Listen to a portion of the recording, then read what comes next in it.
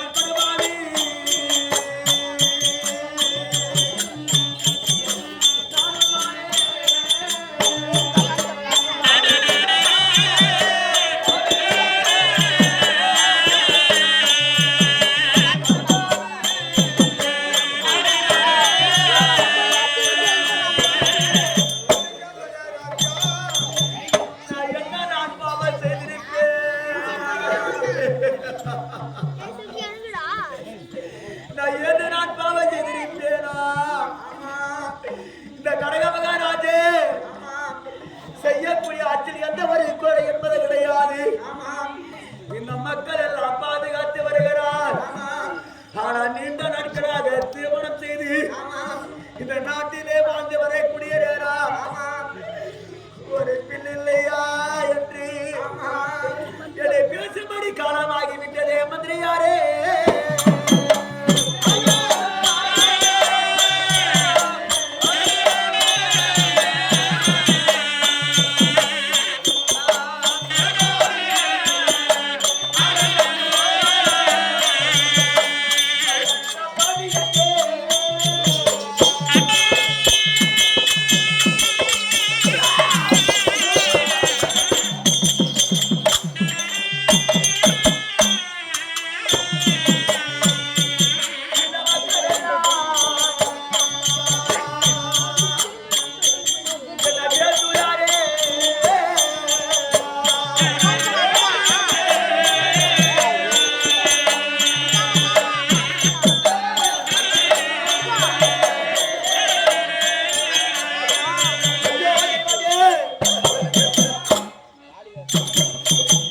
எனக்கு வந்திருக்கக்கூடிய சோதனையை பார்த்தாயா?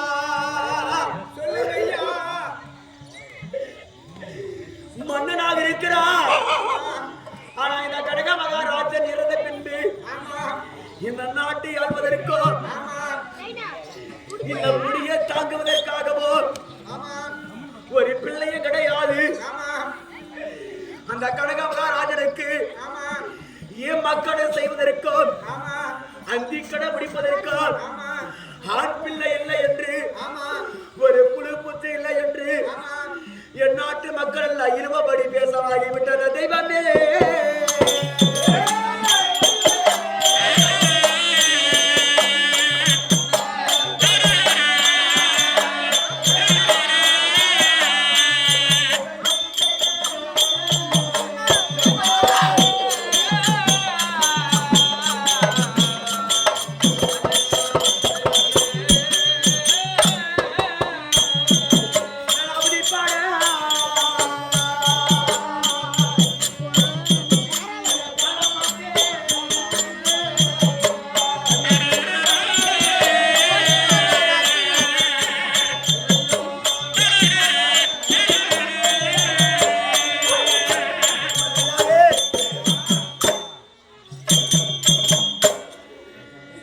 இந்த பாவியாக வணங்கக்கூடிய பிரமதேவனாகப்பட்டவள் என் தலையில படுத்து விதியா.